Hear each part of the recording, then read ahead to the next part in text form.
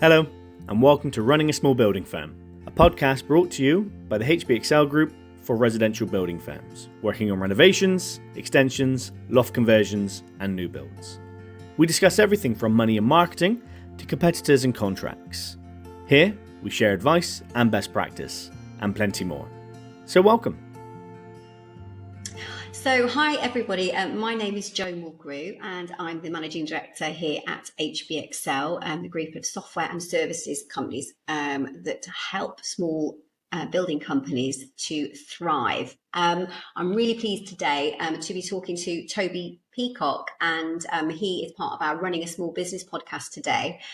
Toby himself hosts his own podcast, and it's called Tearoom Talks. I'll be asking him why it's called Tearoom Talks in a moment. And it focuses on mental health challenges, specifically in the construction industry and the smaller end of things where you're running your small building firm or trades firm. And since November 2022, Toby has himself been running his podcast, and he's had some really interesting conversations on the subject. So I thought I must speak to Toby and ask him a few questions, and I'm sure he's got a little bit of advice for us as well today.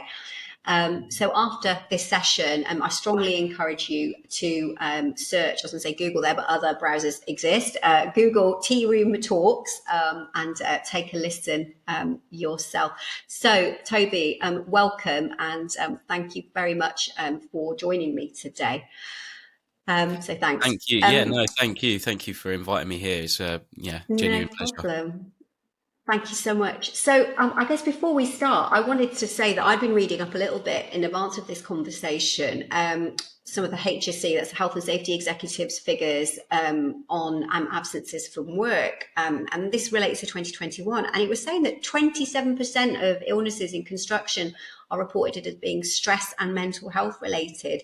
That's absolutely massive, I thought. And I got an email in literally just today on the same topic, and it was saying 2.1 million construction workers have taken sick leave caused by workplace stress, and that is just construction firm workers in the last year.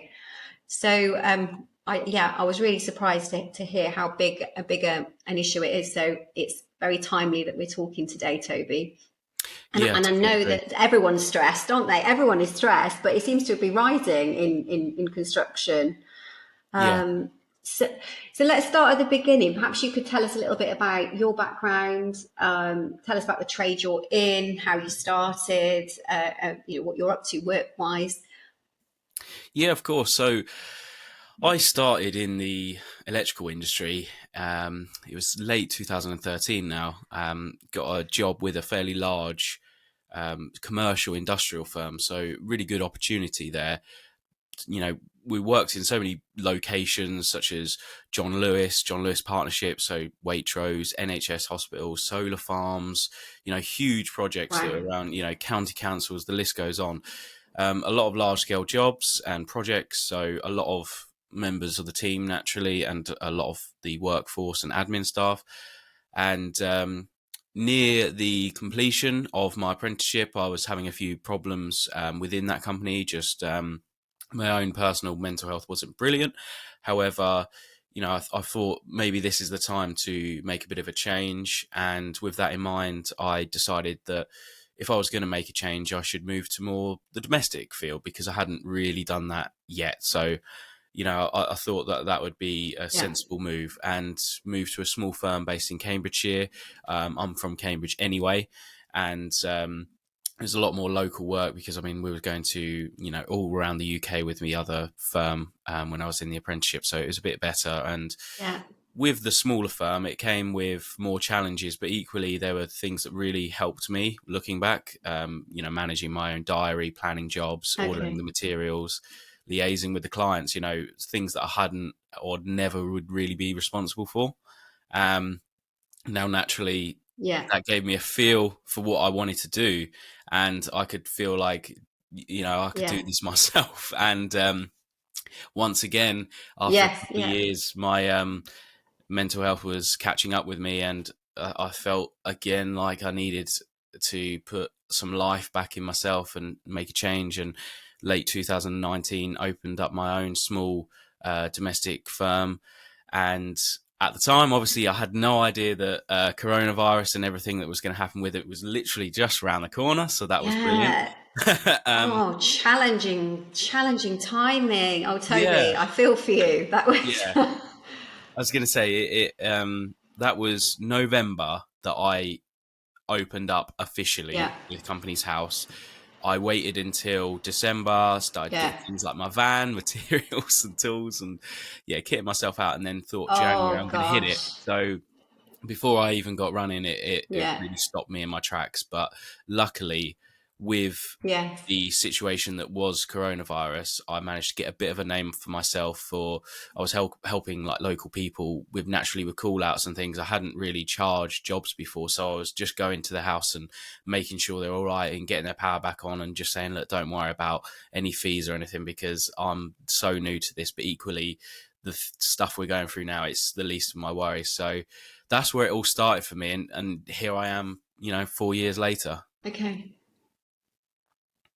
Yeah, and I was really interested to read that although you're only 4 years in, you've already won a Screwfix award, which you're being very modest that you've not mentioned yet. What was that for? Yeah, so that was the Screwfix Top Tradesperson of the Year, UK National Award. So Wow. yeah, not a small award. So yeah. No, that's a huge thing. So huge congratulations on that. It's a really competitive category, I understand as well. Yeah, definitely. And with that, I started with the local branch. I saw the advert there, and someone mentioned behind the counter, would you be interested? And I vaguely knew of them, and I just thought, I don't really know. Again, I was thinking of all the corporations and the companies that are out there, and it was a strange process, and it was a very interesting process, to say the least. Yes, yeah. So something stood out about you, and what's more, I understand that you're now a judge on this year's panel. Is that right? Yeah, that's right. So from the winning the award, which again was a crazy time, considering they said that there was thousands of people who entered, and then it was various stages where it was whittled down. That I believe it was to 150, then 35 people within semi-finals, and then 10 of us at the finals day. Yeah. As you mentioned, the items that they picked out for myself, that was mainly due from the feedback that I've had from them, that it was my thoughts on and dedication to the industry, thoughts on things like sustainability and future-proofing, certainly my industry, green energy and EV chargers, solar works and all that sort of stuff. But my openness with my own battles with mental health in construction. So naturally they were really keen to highlight that and almost reward me for that. And just as you've mentioned as well, being on the panel now, it was something I wasn't expecting. However, they have the top tradesperson every year, but they also have the top apprentice of the year. And I was invited to be alongside the other judges there and sit with the industry experts that I was previously judged on or with, to help crown their national apprentice for the recent awards. And it was really great because you've been there and got the T-shirt in terms of the apprentice side as well. So I guess you have a real empathy with these guys going through their apprenticeships and understanding how they've got to where they have. So that has now become the platform, I guess, for your podcasts. Off the back of all of that. So tell me what the podcast, they're called Tearoom Talks. So, and I was interested. I was thinking, where does that name come from? That name for your podcast for a start. Yeah. So looking back, it's not a name for a tea party podcast, but what it is my own personal experiences of within mental health. When I was an apprentice, we would naturally have the canteens that we would go in for our breaks, and they were obviously short name for tea room. let's go to the tea room, have a cup of tea, or let's go have our break. Now, the reason why I call it Tea Room Talks is because naturally I wanted that chat with my colleagues that I felt if I would have opened up with them at the time and then with me, perhaps I wouldn't have got so, I don't know, caught up with my own mental health. And certainly in their experience, I just wanted to change construction. And that's where the name comes from, because I feel like it should be just a little chat, a little safe space where people can talk. Just normal chat. Exactly. Yeah, over a cuppa and share. So I think that's a great name. So would you mind expanding at all on your own situation in terms of kind of like the mental health challenges, or the things that if you reflect back, that you might have had a chat with your colleagues about? Yeah, of course. So I think for many years it's come to the surface that I've struggled with anxiety. I mean, we all, as humans, we struggle with anxiety on the daily, but it's when it tips the balance and you just can't sort of handle it anymore. And I was certainly faced with that, and panic attacks as well. That's something I'm very familiar with. Panic attacks as well as anxiety episodes, so heightened anxiety about certain topics or subjects. Also suffer from a lot of OCD within my own thought processes. There's a lot of topics and problems that I didn't realize that was OCD for many years, that it was like manifesting as intrusive thoughts that would obviously play havoc with that. Now, the culmination of all of these naturally just drove me down and down and down to have depression. Now, I feel like in the later stages, or more recently, depression isn't something that's cropping its head up that often. However, the anxiety and panic attacks and OCD, is still there, but it's more manageable now that I've come to terms with it, if you like. So naturally, with that podcast, it was something that I could perhaps grab with both hands, and I'm going to make it my own. I'm going to talk about my problems, and I'm going to face them, and I want to face them with other people, because I'm not the only person out here by miles who suffers with this kind of thing. Yeah, and I guess there's all sorts of different kind of mental health, and I don't know, well, it's a spectrum of things, isn't it, in terms of what might be, it's not just being depressed or fed up, is it? It's all sorts of things. I think everyone gets mixed up about that. It could be things like, I don't know, divorce, or not having contact with your child, or a bereavement, all sorts of things, I guess, layer up on top of what's an already challenging job. And we were speaking before we did the podcast today, weren't we, that running a building company is actually a very, very stressful job in itself. There's so many different aspects to it, whether it's, the admin, so the quoting, the invoicing, the chasing for payments, the winning new customers, the ordering materials, for making sure that everybody is on site on time, that the right things are, the right equipment is where it should be. And it's a lot of ball juggling. So it is in itself very stressful. And I understand actually that I think divorce rates are extremely high within construction firm owners because of that. There's no downtime. It's into the evenings, it's into the weekends, and all that stress and anxiety as you're the owner, the boss, the proprietor. If cash flow is difficult or customers aren't paying, you've got all of that as well as just, not just at all, but other kind of mental health challenges that we all suffer. So no wonder there's a lot of stress seen, all these, as we were saying earlier, these 2.1 million days of absence.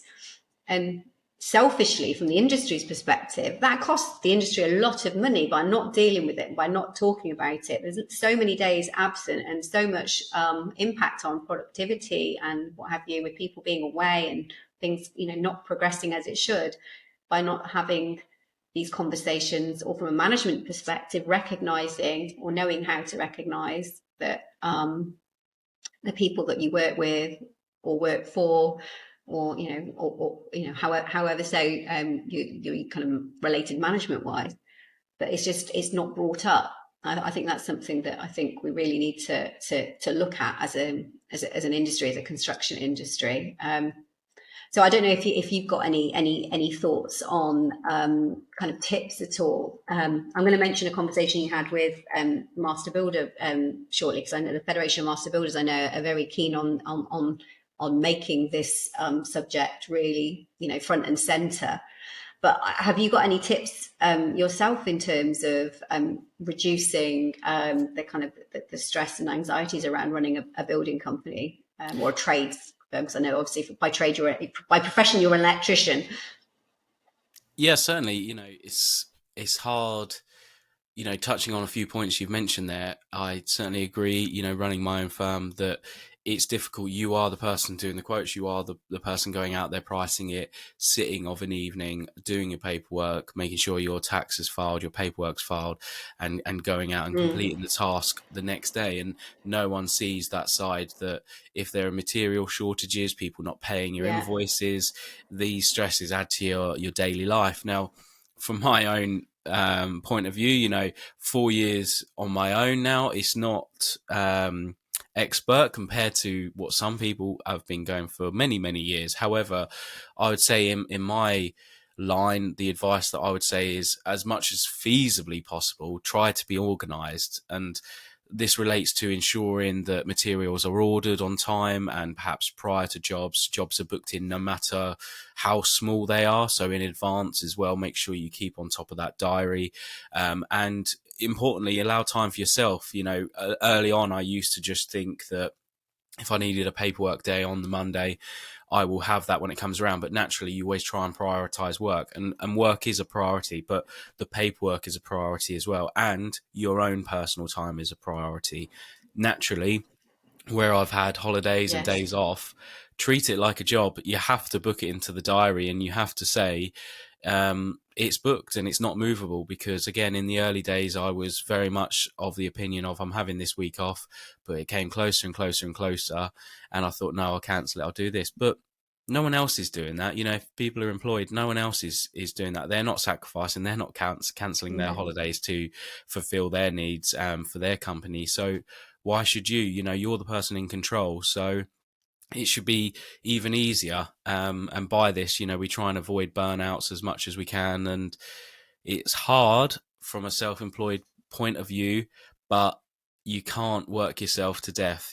Life is much more fragile and important than making that extra job, or trying to please other people. Naturally, there are jobs that get run behind and things like that, and we do need to make sure they're satisfied. However, it's not, you won't look back and think, I'm glad I did that one day. You'll look back and think, I wish I went here, I wish I visited this person, I wish I hung out with my friends more and things like that. And they're the real important things. I don't think many people at the end of life think, I wish I worked that bit harder. I don't think that will have brought too much joy. But I think it's a really good point that you make in terms of ring fencing your own personal time.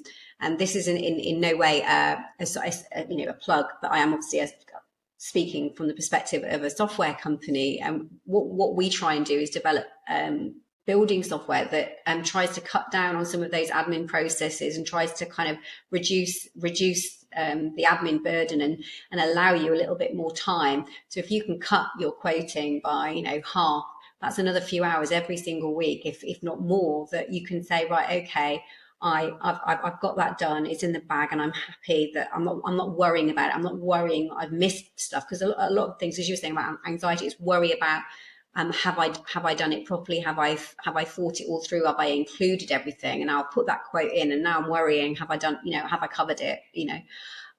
So many of the software solutions that we offer, the same with health and safety, by the way, because I think, believe it or not, I think there's perhaps a misnomer that people would think that people who run building companies don't really bother about health and safety. But I think everyone's got a real anxiety that something could happen, and have I got that covered? Do I know what's what? I've got apprentices on site, are they looked after? Do I know what I'm doing with them? And our founder, Adrian Wild, he actually closed his construction company actually to set up HBXL building software, because he was so stressed on about these aspects, the health and safety burdens, the kind of the red tape. He just found it really, really challenging. So his take was, okay, what can I do to help the industry with those aspects? What can I do to try and cut down some of those worries? So that's really where we came from, actually, was our own then managing director Adrian's kind of own wrestle and tussle with the running of a building company, and which is why we're absolutely passionate about it, and we really try to do our users proud. And this platform today, talking, is just so important, because I want, despite all of those things, despite things like tools that can help you and making use of those, that doesn't do everything. That's part of the solution in terms of trying to reduce some of the stress and strain within the business. So let's go full circle back to your conversation with the Federation of Master Builders, and I think it was the Welsh one of the Welsh regional directors, Evan, was it, that you were speaking with recently? Even, sorry, mispronunciation on my part. Sorry, even. So yeah, that was an interesting conversation in terms of the Federation's thoughts on mental health in the industry.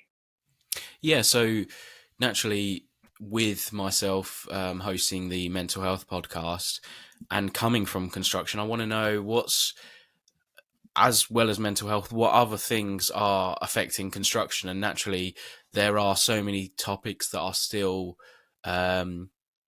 archaic. So the view that obviously we're predominantly male-dominated industry, and we're looking to change that. Certainly more female should be included within the industry, because it certainly isn't, from what times are now, it really isn't an industry just for males. A female obviously can do anything and should be included, but it's just mainly the archaic views of companies and people really that are stopping ladies, joining the industry. Naturally, mental health is another one that we were speaking about, that so many small traders, struggle really to keep on top of it and to keep themselves working and not contribute to, much like you've said, those figures really that contribute the absences and time off within construction, because then it leads such a gap in tradespeople. Now, it was interesting because there was also topics that we spoke about, a skills gap, and there is a skills gap at the moment. There really isn't that many tradespeople out than what we need. I think they estimate within plumbing alone that they need, manpower wise, they need another 100,000 trades available to keep up with the demand of what is required. Wow. It already shows you what sort of gap there is in industry, and that's plumbing alone. So naturally, we're really keen to, fuel apprentices and companies to train others within that. And it was good to chat and hear about what construction has to offer and how we're looking to change, because much like you've mentioned about the figures, they are staggering, but they're not unbelievable. Certainly for myself, being in the industry and seeing that, is something that surprises me, but it doesn't. And figures like, I think it's 640 men commit suicide every year that are based in construction. Now that's 2 a day, and that figure is staggering alone, and that's within the UK. And that's just, it's just not on anymore, and I think that was what we agreed upon, and we're looking to change, really. Yes, yeah.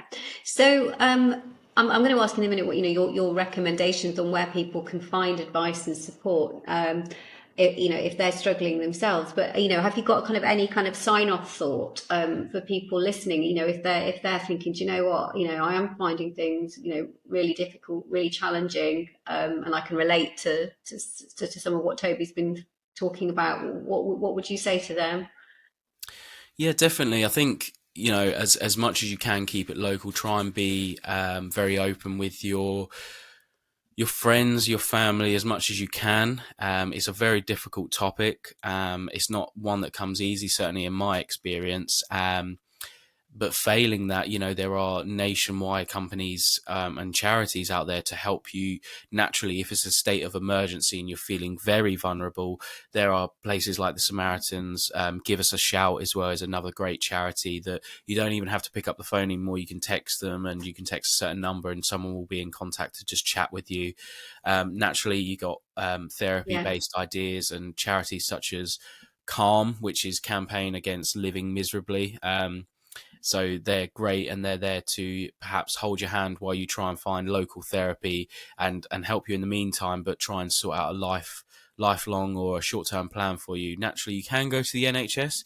People are finding that the wait times are quite long at the moment. So, with that, you've got the opportunity that it's free, but because of that, again, wait lists are so long. So you might want to approach charities for financial support. And naturally, as small business owners, there are lots of people like myself who are always there for a chat, and people who offer business advice. So sometimes, like you mentioned about the stress, it's not just the mental stress and strain that we're struggling with. Sometimes we just want business advice, and there is plenty of freelance advisors that will be more than happy to try and consolidate and get more business ideas to try and make your life that bit easier. Yes, yeah.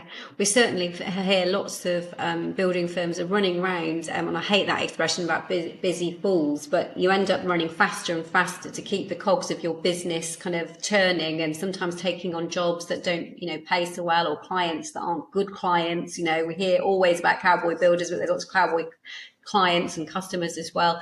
And so we kind of I need to step back and say, okay, what is it I want to do with my business? What is actually, what do I enjoy about what I'm doing? What do I want to do more of?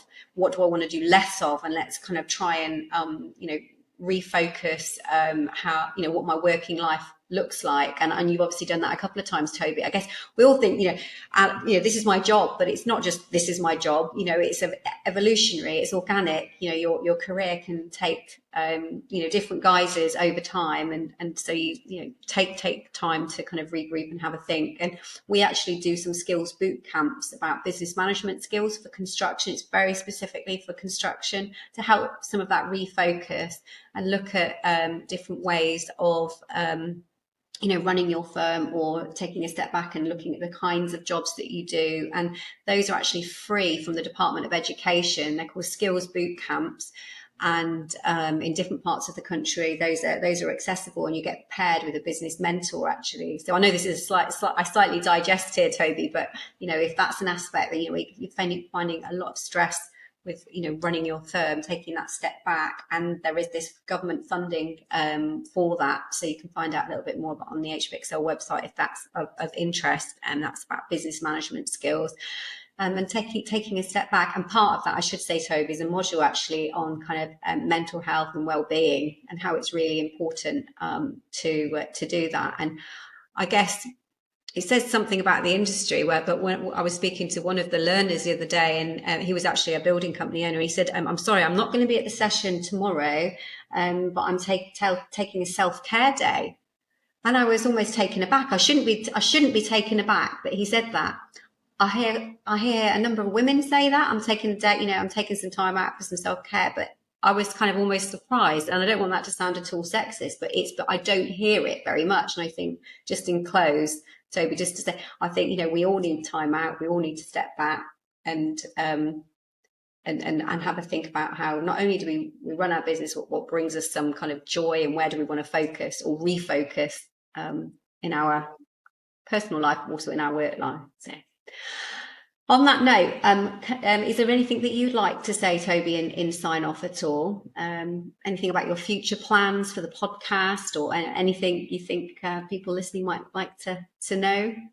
Yeah, naturally, as you've mentioned there, in regards to the podcast, at the moment we're going through recording, and I've had recorded episodes already for season 2. So again, it's going to be there for a more in-depth view into the mental health sector, and more charity organisations and therapists and doctors as well that are going to be featured on the podcast to really look at their own pioneering work. And within the future, I'm hoping to increase that, and always looking for guests and people who are going to share their own experiences and change these views on mental health. And like you say, change the attitudes, much like you said, with men, people should be open and honest and say that if their mental health is declining, that I'm having a mental health day. And I totally agree with that. And that's something that's actually great that you've said, that it just shows the changing of the attitudes that is coming.